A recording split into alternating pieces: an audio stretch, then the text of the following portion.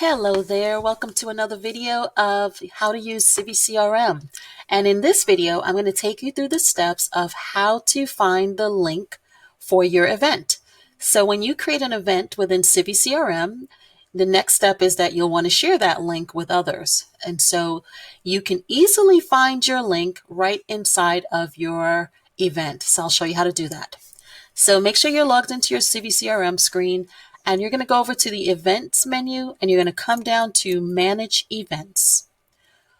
Once you're in Manage Events, you're going to look for your event, and you're going to click on Configure.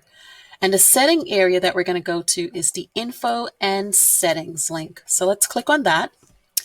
And that brings us to the Info and Settings page.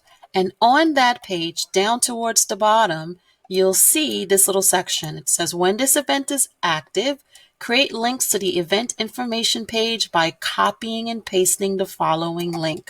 So this is the link that you're going to share when you are sharing a link to your CivCRM event page. All right. So if you have any buttons that you're on your page where you're saying register now, you're going to send them to this link. Okay. And if you wanted to send them just directly to the registration page, now I want to show you this link is going to send them to the info page. So if I highlight this link and I right click and I choose copy, that copies the link. I'm just going to go to a new window and right click and paste. And I'm going to hit the enter key. And so this is going to show me the page. This is the info page, right? So this is where all the details about the event is. And then the person goes and click the register now.